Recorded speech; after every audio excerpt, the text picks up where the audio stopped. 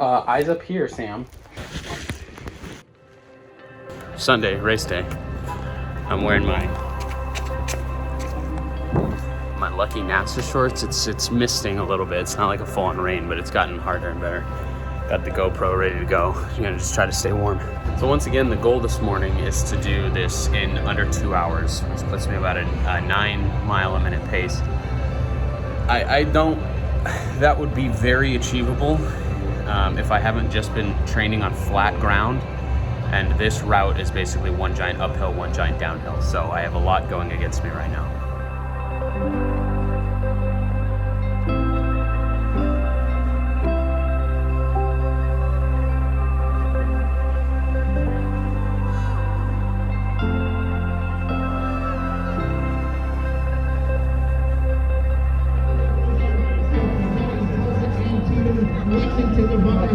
These guys are the ancestors who are the reason we are here today. Thank you for your service.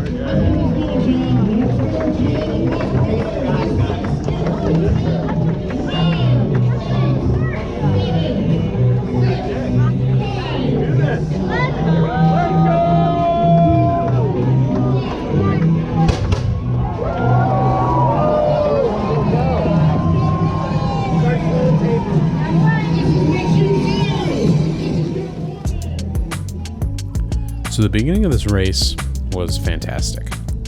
It was just great energy.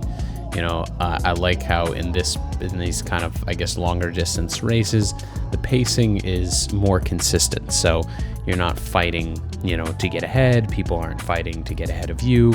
Everyone's just sort of moving as a unit because people's pacing is pretty much more spot on, and you know, you're more likely to make up pace elsewhere.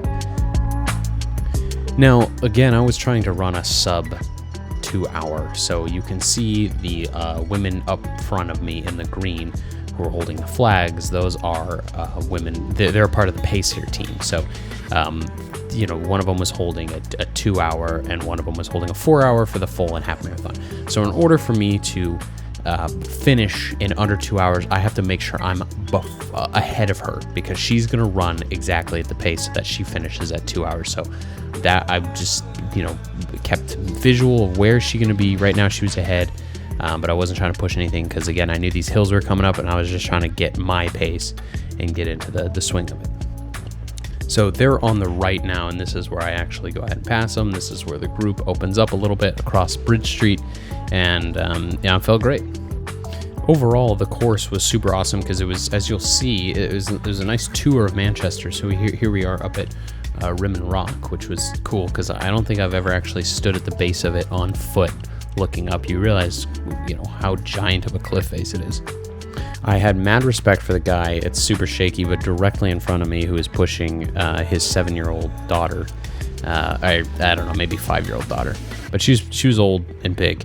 And I think he was a part of the relay team, but he was just crushing these hills. I mean, this was the first hilly part, and you could tell everyone was feeling really good. Now, onto the rail trail, this is where I really started to feel a good pace. You know, I was running about an 8:30 at this point, so I was way ahead of the 2 hour pacer. I was very familiar with this course as the rail trail. I've run this 100 times. It's very flat. It's a good chunk of time. Ran it for about 2.5, 3 miles. I was feeling really good here.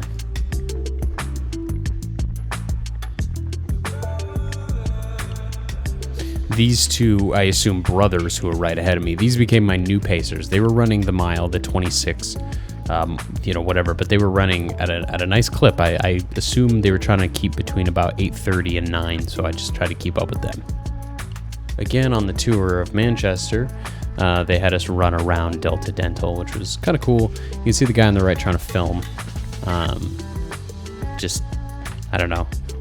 I guess that's what I'm doing. So never mind, scratch that. I'm definitely not going to talk crap about him. This part is where you're running through basically the starting line again.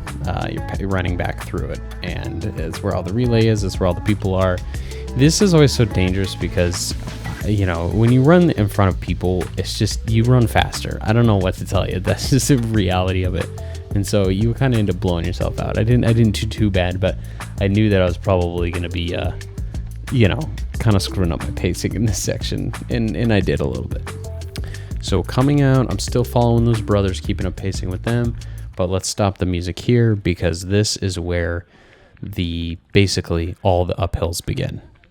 So let me switch it to something inspiring.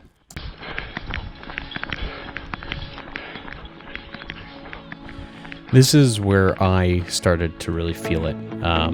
We were going south on Elm Street, and it was about to get, like I said, into the most hilly sections. All of these neighborhoods were just really gradual ups and then downs and ups and downs, and just for a good chunk of time. It didn't necessarily make me feel tired so much as it started making my legs and hips were hurting a lot. So I had one of these gels with me that are awful, by the way. And I don't know, I thought, like, let's just do this now and see if that helps me at all. It didn't. And now people started to pass me here, and I knew I was losing my, I was losing my pacing. I was losing my lead. Coming into Livingston Park, this is where I really felt people passing me. I did not feel like, I was counting down the miles. This is where I had to start digging deep.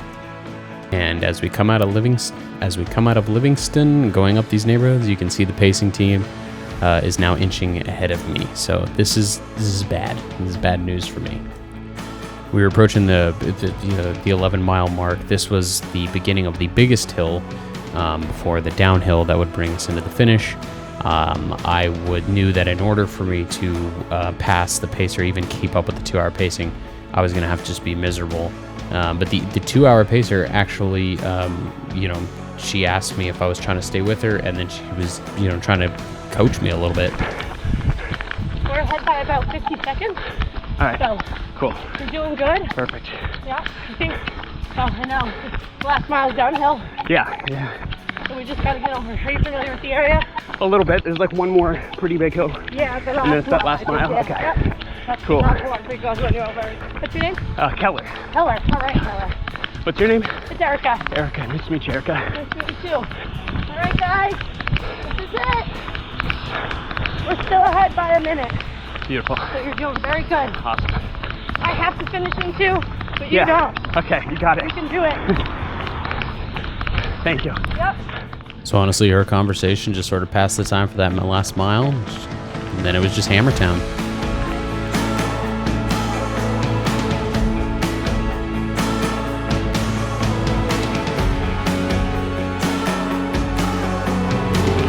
Here's Keller knuckling Milford.